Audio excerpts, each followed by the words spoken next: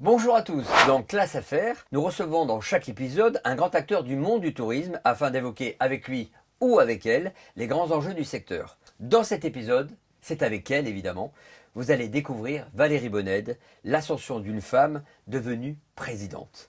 Elle va nous faire part de ses engagements, je suis très heureux de faire ce voyage avec toi. Bonjour Bernard, merci. Eh bien, on va voir. On va le voir ce voyage. Valérie, alors, tu as été élue présidente des entreprises du voyage en octobre 2023. Les fameuses EDV. Tu es la première femme élue à ce poste. Tu es l'une des pionnières de ce secteur depuis de nombreuses années. Est-ce que la féminisation du secteur est en marche et qu'est-ce que ça va lui apporter? Alors, la féminisation du secteur, bonjour à tous d'abord. La féminisation du secteur, elle existe depuis longtemps, puisque un grand nombre de personnes qui travaillent dans les agences de voyage et les tour opérateurs sont des femmes. La question, elle est surtout de savoir si les postes un peu de direction vont être occupés par des femmes et de plus en plus. Je pense que c'est un peu le cas, c'est l'histoire. Et en fait, dans notre secteur, on suit un peu le mouvement de l'histoire. Je m'en réjouis évidemment. On a des secteurs où on passe par des quotas, etc. Là, je pense que c'est l'ambiance générale. Et puis, ce que je sais, c'est que mon élection a eu lieu à l'IFTM Topresa, le 4 octobre. Topresa, je rappelle, donc toujours pour nos téléspectateurs, c'est donc le salon du tourisme, la messe du tourisme à Paris, alors que ça se faisait à Deauville pour les années précédentes. Oui, exactement. Et quand voilà, après l'élection, j'ai été dans les allées, bien sûr, on va rejoindre mon stand, etc. Et j'ai croisé énormément de femmes, certaines que je connaissais, qui m'ont fait part de leur satisfaction, en général pour moi, par sympathie, et puis parce que j'étais une femme. Et puis d'autres, vraiment, que je ne connaissais pas, et ça m'a beaucoup émue, qui m'ont dit, vous ne pouvez pas savoir à quel point ça nous fait plaisir, ça me fait plaisir, donc à elle, d'avoir une femme qui soit élue à ce poste, parce que ça nous donne de l'espérance, entre guillemets, mais voilà, il y avait une énergie qui se dégageait qui m'a beaucoup touchée. Tu as le sentiment Ouais. tu as le sentiment que c'était un petit peu machiste ce métier? Non, je dirais pas ça. Franchement, alors, je sais pas si on a du temps sur ce sujet, mais en fait, moi, j'ai été élevée par un homme à la maison et une femme, donc un père à la maison et une mère à l'extérieur. Et donc, c'est quelque chose pour moi qui a toujours paru naturel. Donc, j'en ai pas fait un combat au sens propre du terme. C'est plutôt par le travail, effectivement, et la reconnaissance par le travail, que les choses me sont apparues naturelles. Et c'est le conseil que je donnerais. De ne pas en faire, c'est pas que c'est pas un sujet, mais en tout cas, ne pas se mettre de barrière par rapport à ça au préalable. C'est en tout cas comme ça que j'ai fait. On rentre dans le vif du sujet, le secteur du tourisme a retrouvé des chiffres de pré-Covid. C'est ce qu'on entend partout. Ce secteur se porte bien pour 2024, objectivement? Alors c'est vrai que le post-Covid a été avec une reprise au-delà de ce que l'on espérait, une reprise qui fait que justement on a quasiment eu du mal à faire face parce qu'on a du personnel qui est parti. Et puis il a fallu faire face à une demande exponentielle. C'est important ce que tu dis. Les gens sont partis, ça veut dire qu'il y a beaucoup de gens qui sont partis de la profession, qui ont changé de métier? Il y a des gens qui sont partis en plusieurs vagues. D'abord, au début, un peu l'attentisme. Ensuite, ceux qui ne voyaient pas quand est-ce que ça allait reprendre. Et effectivement, qui sont partis dans d'autres secteurs. Et puis des gens qu'on a mis au chômage partiel. Bref, on s'est retrouvés effectivement avec une reprise en sous-effectif, quasiment pour toutes les entreprises. Et donc avec un besoin urgent d'avoir les forces vives pour faire face en effet à une reprise rapide. Au début, on s'est dit c'est du revenge travel, les gens qui n'ont pas pu voyager, finalement vont voyager maintenant. Et 2003 est une très belle année. Début 2024, pardon, 2023. Début 2024, pareil. Là, on a un petit attentisme quand même, qu'on est en train d'observer avec une grande attention pour les réservations pour l'été. C'est pas les Jeux Olympiques qui peuvent influencer cela, peut-être? Honnêtement, on se pose des questions. La concrétisation pendant le mois de mai et au mois d'avril a ralenti sur l'acte d'achat. Soit effectivement il y a un effet, un phénomène Jeux Olympiques et on va voir ça, soit aussi un effet prix, parce qu'on se rend compte quand même que le pouvoir d'achat, c'est un vrai sujet bien sûr, même pour nos clients. Des avions qui augmentent de 23% sur l'Europe et on voit bien que les hôteliers ont augmenté leurs tarifs, et les restaurants ont augmenté leurs tarifs, donc automatiquement le pouvoir d'achat diminue pour les voyageurs potentiels. Oui, on a une hausse naturelle, comme tu l'as dit, parce que les prestations ont pris de 20 à 30% pour certaines. Et on a une attention des clients qui soit réservent très en amont, longtemps en avant. Entre 2 et 8 mois à l'avance à peu près? Alors qu'on avait plutôt un phénomène inverse avant le Covid. Hein. De temps en temps... last minute. Oui, last minute, très last minute même. Et là, on a en fait un double effet. Soit très longtemps avant, soit on pense en effet que, et on va le voir pour l'été, que les clients vont se mettre à attendre le dernier moment pour voir quel prix, par rapport à leur budget, ils vont pouvoir réussir à avoir sur des prestations. Donc on a un moment un peu transitoire, je dirais. Alors, je vais revenir sur quelque chose un petit peu qui fâche. C'est ce 16 mars 2020, le Covid.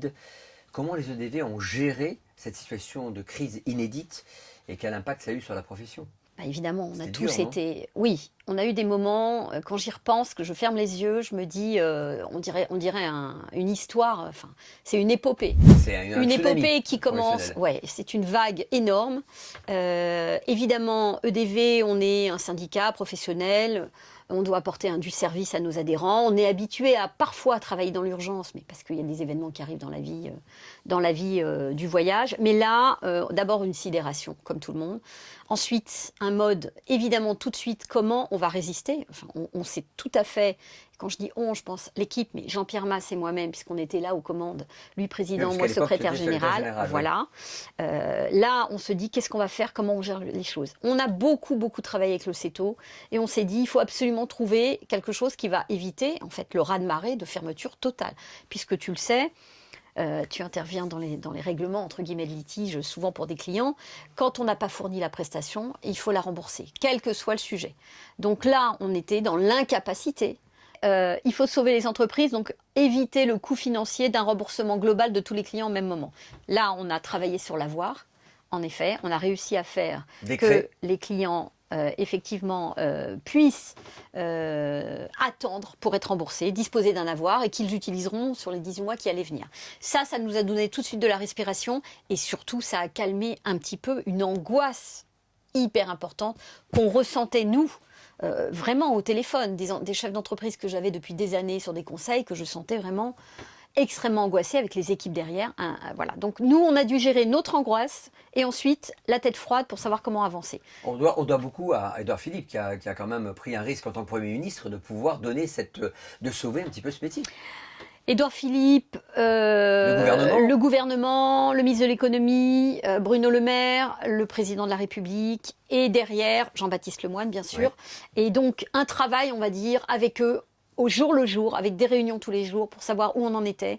Je pense que ce qu'on a bien réussi à faire, c'est en même temps être à la disposition de nos adhérents pour les écouter, essayer de les aiguiller, pour retenir, récupérer la situation économique et les chiffres. C'était hyper important pour nous. Savoir synthétiser tout ça, pouvoir le faire remonter et expliquer la réalité de notre secteur. Parce que, en fait, le problème, c'est qu'on ne connaît pas nos métiers et on ne sait pas à quel point on est engagé en amont, quels sont les risques, qu'est-ce qu'on doit aux clients. Voilà, on a fait de la pédagogie et on n'a pas lâché l'affaire. En toute franchise, combien de tour opérateurs ont disparu ou bien combien d'agences de voyage ont fermé? En toute franchise, tous ceux qui étaient dans une situation saine avant la crise sont restés sur le marché. En fait, on a apporté des aides financières. Ces aides financières ont complètement permis de passer le cap. Mais évidemment, si la situation était compliquée avant, elle l'est restée après avec les PGE à rembourser, etc. Alors on va parler de transition écologique, on va parler de voyage, de surtourisme. Sincèrement, c'est pas illusoire, comme le dit Jean Covici, que nos enfants ne pourront pas voyager plus de 4 fois dans leur vie. Alors Jean Covici, je pense qu'il est tout à fait sincère dans ce qu'il dit. Ceci dit, est-ce que la question elle est vraiment de est-ce qu'on doit prendre une voie de sanction et d'interdiction ou est-ce qu'on doit accompagner, informer, former les fournisseurs? Et on voit bien que les hôtels, les compagnies aériennes font un gros travail sur le sujet. Nous, intermédiaires, c'est très intéressant de se poser la question de savoir quel est notre rôle. Et puis les clients. Est-ce que les clients aussi ont besoin d'être accompagnés pour mieux acheter? Ils ont d'ailleurs leur conscience. Moi, je pense qu'on les abêtise et qu'on les infantilise quand on parle d'eux. Les gens sont responsables en général. Après, le critère d'entrée sur notre secteur, c'est quand même toujours le rapport qualité-prix. Et puis, ce qui est important pour chacun. Et moi, je pense qu'on est intermédiaire entre les deux. Nous, on doit avoir des fournisseurs avertis et savoir donner les informations à nos clients sur l'émission carbone, la démarche qui est faite par nos fournisseurs, informer nos clients et les accompagner dans le choix. Mais celui qui décide, c'est le client. Et c'est lui qui fait l'arbitrage. Après, mon avis, c'est que voyager, aller voir ailleurs, porter les couleurs aussi de la France à l'étranger, ça participe de ce qu'on est en tant qu'être humain et je ne crois pas du tout que interdire les voyages soit la bonne solution. Mais comment on voyage? Combien de fois, effectivement? Pour quelle durée? Est-ce qu'on choisit des vols directs ou pas? Est-ce qu'on réserve un grand voyage plusieurs fois Dans une une vie, Mhm. et puis on fait autrement. Il y a plein de voies possibles. Je pense que une seule règle, et la même à tout le monde surtout, c'est pas vraiment ma façon de voir les choses. Alors, un conseil, à l'heure de la digitalisation des services, comment gère-t-on le parcours client aujourd'hui? Moi, je suis rentrée dans ce secteur parce que j'étais juriste. Euh, quand on est juriste, ben évidemment, c'est les conditions générales, le contrat, etc. Pour moi, ça a toujours été des outils de discussion avec le client. C'est-à-dire comment on échange tout au long du tunnel d'achat, du voyage et de la prévente. Et pour moi, ce parcours, il est fondamental. C'est l'occasion de parler à son client avant, pendant, après. Que ce soit en ligne et avec les outils de la digitalisation, évidemment que c'est facilitateur et qu'il faut s'en servir au mieux. Ça veut dire qu'on a une capacité avec les outils désormais d'être tout le temps en relation avec son client. Et on le sait, le client, il veut pouvoir savoir qu'il a un interlocuteur quand il a envie et il en a besoin. Ça ne veut pas dire le fliquer, ça ne veut pas dire être derrière lui. Il faut être très équilibré dans la façon dont on gère les choses avec lui. Mais il faut qu'il sache que 24 sur 24, il peut avoir quelqu'un, un professionnel, et c'est ça notre valeur ajoutée. Et donc je crois que le parcours client, il doit être de moins en moins avec des ruptures, de plus en plus fluide, et qu'on soit à sa disposition. Et ça, c'est important. Le mot-clé que tu viens d'évoquer est important. 24 heures sur 24, pouvoir répondre au client ou être disposé à répondre à une de ses questions, à une de ses appréhensions. Ça, c'est essentiel. C'est essentiel, mais ça peut être fait de façon, évidemment, en relation humaine, et c'est ça notre valeur, mais on peut très bien se servir d'outils et de la digitalisation, et même de l'IA, bien sûr, pour mettre en place des choses qui vont faire que le lien n'est jamais rompu. Allez, un petit moment fort de notre interview. Voilà une personne qui souhaitait te poser une question. Non. Il faut que je dise qui c'est. Bien sûr. Alors, mon fils, donc, Sacha, Sacha Bonned. Mhm. Ok. Et alors, tu appuies sur play et il va te poser la question. Salut maman, c'est à moi de te poser une question maintenant. Bon, on sait très bien qu'à la maison, tu aimes toujours garder les choses bien en main et contrôler toujours la situation. Et moi, je voulais savoir, à ton travail, comment tu fais pour toujours autant gérer chaque situation dans un milieu aussi masculin que le tourisme.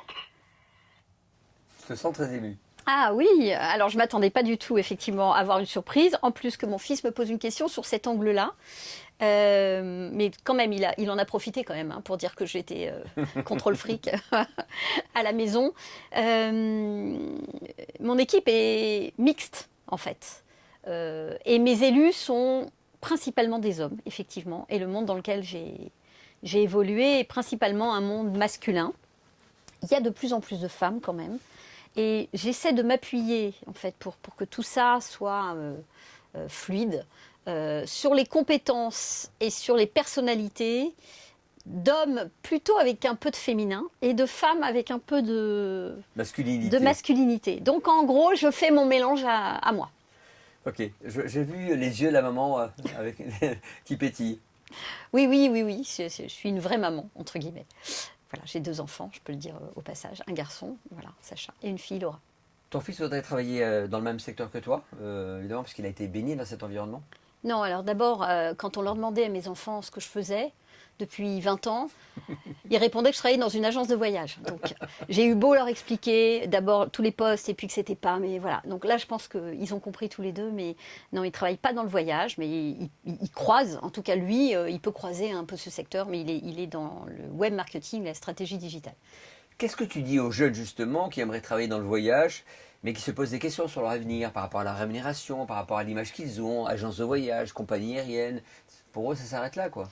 La première chose qui me vient à l'idée quand je pense aux futurs collaborateurs et aux jeunes collaborateurs, c'est que je pense que vraiment sincèrement dans notre secteur, l'ascension sociale est tout à fait possible. Je crois qu'on est un des rares secteurs où on peut commencer à un niveau assez modeste et que l'on peut évoluer, grimper, avoir des responsabilités.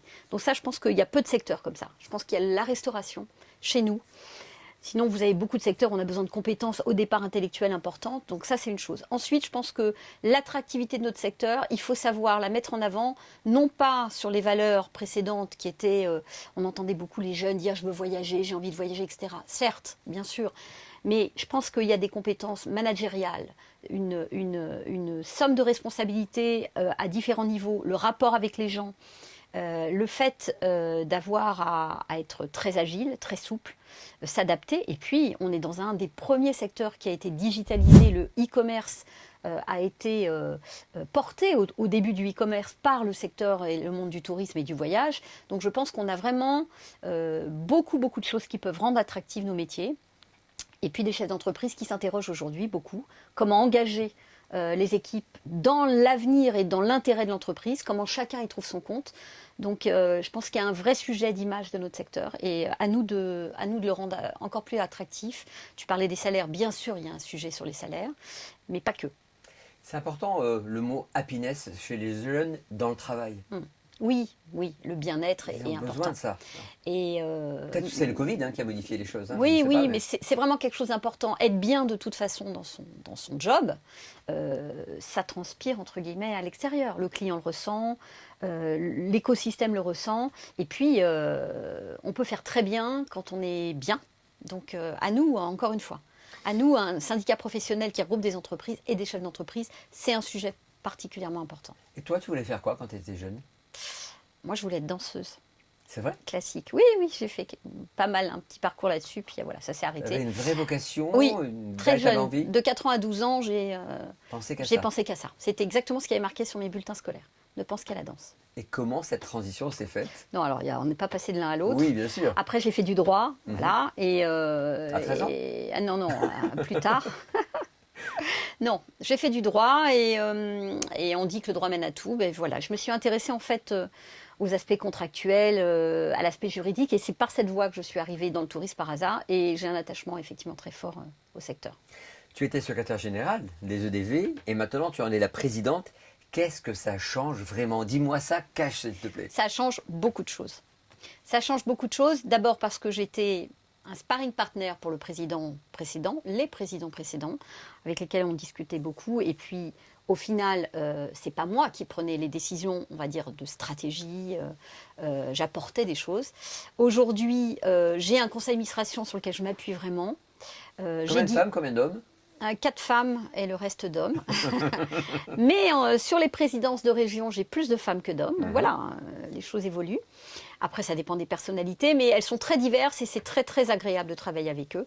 Et puis, j'ai une équipe, et notamment Guillaume Beurdelet, qui est mon bras droit, avec qui on discute beaucoup. Mais au final, oui, la charge mentale et la vision qu'on doit développer à court et à long terme, c'est ça qui change le plus. Quelle transition! Tiens, j'ai récupéré une question de Guillaume. Tu vois, tu viens d'en parler et c'est ton secrétaire général aujourd'hui qui a d'ailleurs pris ta place. Là, voici cette question. Dans un secteur où 3 collaborateurs sur 4 sont des femmes, la majorité des gérants d'agences sont des hommes. Comment inciter les femmes justement à prendre le pouvoir, tout simplement? Alors, eh bien, écoute, d'abord, je crois qu'il va avoir une petite fille la semaine prochaine. Oui, donc on va voir comment il va s'y prendre pour l'éduquer en ce sens. C'est l'exemple. Je reviens à ce que je disais tout à l'heure.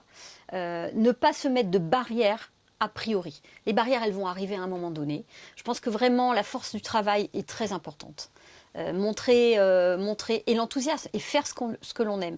Mais il ne faut pas se mettre de barrières. Bien sûr, on peut se dire qu'il y a un plafond de verre, qu'il y a plus d'hommes, etc., etc. Il y a le goût du risque, l'entrepreneuriat, mais je pense qu'il y a beaucoup d'outils à notre disposition aujourd'hui. Et puis, il y a une sororité, clairement. Il y a des associations dans le tourisme et à l'extérieur de femmes chefs d'entreprise, d'entrepreneuses. Donc, je pense qu'il faut s'impliquer dans cet écosystème. Et à la limite, ne pas se poser de questions par rapport au fait de savoir si on est une femme ou un homme. Alors là, c'est le moment important pour moi. Dans notre interview, j'aimerais te passer au scan de mon questionnaire voyage. T'es prête? Oui, on va voir. Sans réfléchir, ok? Sans réfléchir? Oui. Est-ce que tu es plutôt mer ou montagne? Mer. Non mais mer, tu l'es, parce qu'on le sait, t'as 2 enfants. Non mais sérieux. Alors, j'aime la mer, mais pour cette année, montagne, puisque le congrès qui va arriver va se situer à Val d'Isère, comme on le sait. Ah ça c'est important aussi, je sais que je vais y participer, mais donne-nous un petit peu des éléments, c'est essentiel. Qu'est-ce qui va se passer à ce congrès? C'est ton premier congrès, on va dire, en tant que présidente. C'est mon premier congrès en tant que présidente. J'ai choisi en effet de rompre un peu avec les habitudes. Donc, la montagne, Val d'Isère, l'été, en train. Donc voilà, c'est déjà sur le format, voilà, un message et une marque. Bon. Évidemment, on ira à l'étranger après, parce que notre métier, c'est de faire voyager tout autour du monde. Ensuite, j'ai cherché vraiment, et j'espère que ça va être le cas, à aborder les sujets importants d'actualité, à donner aussi de la hauteur, à faire participer des gens, des entrepreneurs de notre secteur, mais aussi des intervenants qui n'ont jamais pris la parole. Donc je m'attends effectivement à des moments forts du 26 au 29 juin à Val d'Isère. Nous jouons à guichet fermé, donc je suis aussi ravie de l'engouement que ça a suscité, puisqu'on est 300, un peu plus de 300, voilà, à Val d'Isère. Donc, eh bien, tu me diras, Bernard, ce que tu en auras pensé. Ville ou campagne? Je vis à la campagne, donc j'ai la campagne tous les jours. Et j'adore la ville, et notamment Paris. Voilà. Ski ou plage? À plage, sûr. Tu aimes le farniente? Plage, ça ne veut pas dire que farniente, mais j'aime la mer, j'aime l'élément, l'eau, le soleil, vraiment. Et le sport? Alors, le sport quand j'ai le temps, et nager, donc ça rejoint la question précédente. Europe ou hors Europe? Les deux. J'adore l'Europe et j'adore le monde entier. J'ai encore beaucoup d'endroits à découvrir. Destination coup de cœur justement en Europe, tu me dirais quoi? La Hongrie, Budapest. C'est une ville qui t'a marqué? C'est ma ville. C'est ta Ma ville. ville. Entre Buda et Pest, ce fameux pont en question, Et voilà, le pont Elisabeth. et la symbolique justement aussi de cette histoire et de ce pays. Oui, la symbolique de ce pays, c'est le pays de mon père en fait. Donc voilà, D'accord. ça dit tout. Bah tu vois, on croit les choses et en fin de compte, c'est confirmé. Oui. Chose importante, je sais que tu es partenaire avec les deux dans le cadre de tes fonctions, mais tu préfères l'avion ou le train? Ça dépend pour aller où et ça dépend pour faire quoi. Non, je ne peux pas dire l'un ou l'autre. Et j'aimerais vraiment prendre un transsibérien ou un train, un peu un Orient Express pour passer du temps vraiment dans le train parce que j'ai entendu des gens raconter et c'est vraiment une aventure en soi et ça je ne l'ai jamais fait. Je pense qu'en 2025, on le verra avec le groupe Accor qui a repris cette commercialisation. Je pense qu'on va vivre des moments assez étonnants, le Venise, Saint-Plan, etc. quoi. Sac à dos ou sac à main? Sac à main. Ton plus beau coucher de soleil? Quel pays? Quelle année? Et avec qui? Oh là Fais-nous là. rêver, s'il te plaît. Non, alors si je ferme les yeux, ça va pas être incroyable, mais l'île Maurice, parce qu'il se couche là où j'étais, il se couche de ce côté-là, face à la mer. Quelle année? Il y a 4-5 ans, et avec mon mari. Si tu avais un objet à m'offrir qui symbolise le voyage, c'est Eh ce ben, que je t'ai demandé de préparer. Oui, oui, alors j'ai amené quelque chose. J'ai amené ni un sac à dos, ni un sac à main, mais un panier. Un petit panier que j'ai eu d'ailleurs lors de mes voyages, lors d'un de mes voyages. Et j'adore. La symbolique du panier, c'est super. Parce que pour moi, c'est partir en voyage. Et ça veut dire que là-dedans, tu prends toutes tes petites affaires le matin de la chambre d'hôtel pour pouvoir avoir tout à portée de main, c'est ça l'idée? Alors c'est ça. Ça peut être le petit panier dans un grand panier aussi. En fait, j'adore les paniers. Voilà. C'est ta passion. Mhm. D'accord. Et ça symbolise pour toi le voyage? Oui. Oui. Je peux le garder? Mais tu peux le garder. Ah, Voilà. il sera pour moi, je le garde. Alors là, je vais te surprendre. Une rencontre de voyage, une anecdote, quelqu'un que tu as rencontré dans un endroit où tu n'imaginais pas pouvoir le rencontrer ou de le voir. Dans un aéroport. Laisse-moi. Ah bah alors, écoute, tu sais ce que tu viens de dire? C'est toi. Je t'ai rencontré dans un aéroport en 2018. On faisait la queue pour embarquer, Exact. si tu te rappelles. Oui, je me rappelle Moi, maintenant. j'étais venue accompagner ma maman Je vous promets que c'était pas prévu. Hein. et toi, tu venais voir ton papa qui était là. Et on s'est rencontrés, on a parlé et ça a été un moment assez important parce qu'on a échangé sur des choses personnelles. On était tous les deux à des moments importants de Oui. notre vie. De Voilà. notre vie pour nos parents, oui, je Ouais, me ouais, ouais. rappelle. Non, non, j'étais pas au courant de ta question, mais tu vois, quand tu me dis dans un aéroport, bah, c'est toi. Merci, ça me touche beaucoup et ça m'émeut parce que ça nous rappelle des souvenirs particuliers. Alors, on va conclure cette interview, Valérie. Selon toi, qui devrait être le prochain invité de cette interview et pourquoi? Alors, je réfléchis 2 secondes. Je pense qu'il faut quelqu'un qui soit spontané. Je pense que vraiment c'est hyper agréable ce format de discussion. Et puis pour que tu fasses un petit peu aussi d'acrobatie, je pense que tu devrais inviter Laurent Abitbol. C'est pas possible. Laurent, Oui, Laurent, parce qu'il a plein de choses à dire, parce qu'il est surprenant et touchant à la fois. Et parce que voilà, je pense président que de c'est Selecto, président d'Avas, mon ami en plus. vice-président de la PST. Ah, en plus. Voilà. Donc tu penses que c'est le bon choix? Bah, je te demande, c'est une bonne idée ou pas?